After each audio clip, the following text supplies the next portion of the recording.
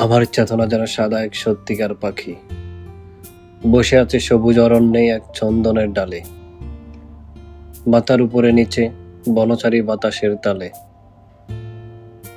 দোলে বন্য পানলতা, সুগন্ধি পরাগে মাখামাখি হয়ে আছে ঠোঁটটার, আর দুটি চোখের কোটরে কাটা সুপারির রং, পা সবুজ, নখ তীব্র লাল, যেন তার তন্ত্রে মন্ত্রে ভরে আছে চন্দনের ডাল। চোখ যে রাখতে নারী এত বন্য জোপের উপরে, তাকাতে পারি না আমি রূপে তার, যেন এত ভয়। যখনই উজ্জ্বল হয় আমার এই চেতনার মণি, মনে হয় কেটে যাবে, ছিঁড়ে যাবে সমস্ত বাঁধুনি। সংসার, সমাজ, ধর্ম তুচ্ছ হয়ে যাবে লোকালয়।